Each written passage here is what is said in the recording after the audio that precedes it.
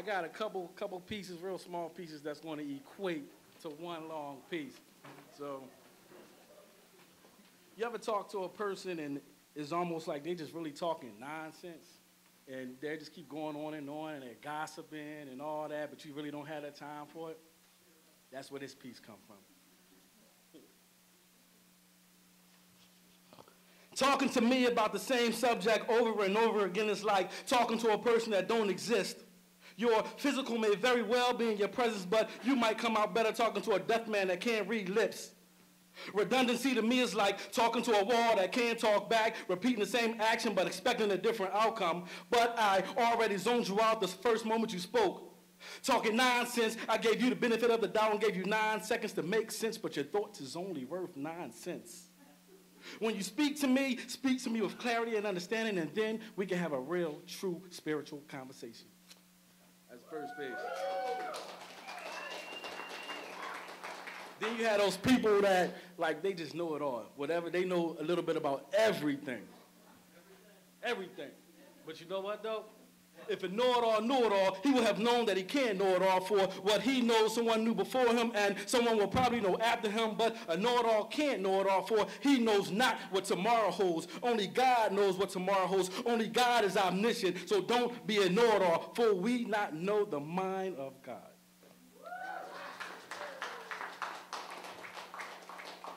I do spoken word poetry to release God-given inspiration through me, from him, to me, and all those that's willing to listen to what truth has to offer.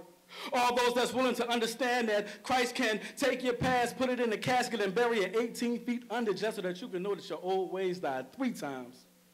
It is for the hypocrites who claim to be religious but don't have enough spiritual to lead a will and soul to Christ, or all those that claim to be religious but don't have enough spirituality to know that the Holy Ghost is more than just a clear vision floating through the air looking to scare little kids.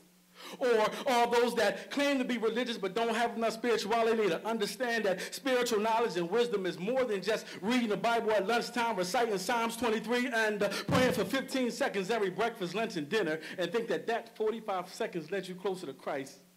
It is for the hypocrites who claim to be religious but don't have enough spirituality to understand that spiritually paralyzes when you don't move in God's will. So just going to church on Sunday morning doesn't make you saved, sanctified, and filled with the Holy Ghost. It just means that you're coming into a common building, raising your hands, singing another song, praying for yourself and selfishness, showing off your 3-piece suit in your church hat and giving 8% instead of 10% because you feel like God can spare the other 2, and making people believe that you have heaven in view, but you have no idea what the difference is between being spiritual and being religious. This spoken word poetry is to just release just a little bit of spiritual inspiration, and if no one clapped their hands or snapped their fingers in a unison sound after I perform this piece, it doesn't matter, nor will I be offended, because I know that this God-given vessel had something to say to help someone lead them to their next given level. All right. One more small piece. I've been working on this, so I'm trying to get it right. This is the very first time that I'm going to try to attempt to do this, so if I mess up, y'all clap for me anyway. All right?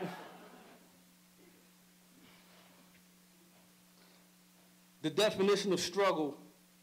At the age of 10, cancer invaded the body of my mother. She was only 29. And then I spent 17 years of my life trying to figure out the last thing that she said to me or I to her, but to no avail.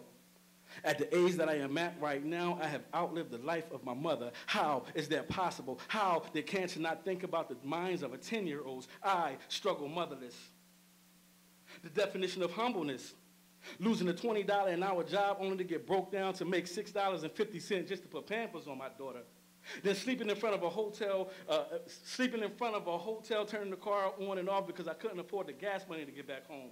2 months later, I lost that same car and lost that house. I was humbled at that time. The definition of change.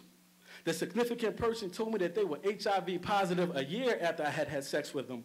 Now, considering the fact that I had made bad sexual decisions since the age of 14, I didn't find it strange that I was in a free clinic waiting for my number to be called, blood to be drawn. And then I had 2 weeks to think about if I would be HIV positive, that my life would change from this point on. I paced back and forth so much that the floor and walls can tell you my thought pattern. And then when I walked back, I went back to the nurse and sat across from her, and it was the longest 3 seconds of my life. And those 3 seconds sounded something similar to this. 1 Mississippi, another black brother stricken with this AIDS virus. 2 Mississippi, why did he just not cover up? 3 Mississippi, I hope he learns from this lesson, whether it's positive or negative. But when she spoke, I understood that God truly did exist. As she said, Mr. James Culmer, you are HIV negative, and to be careful and to cover up. And she gave me all the statistics that I needed to know, but that was the day that I was a changed man. These three small testimonies led me to believe that I had to go through the struggle so that God can stamp the word strength across my forehead. I had to be humble so that I could understand that it was God that will move me through life and not of my own power. See, sometimes situations change us, but change only comes when change is recognized. And I stand here today and I tell you what is your testimony and what will change you and what would humble you and what's going to change you to move you to the next level that you need to be on this one exact day. What is your testimony?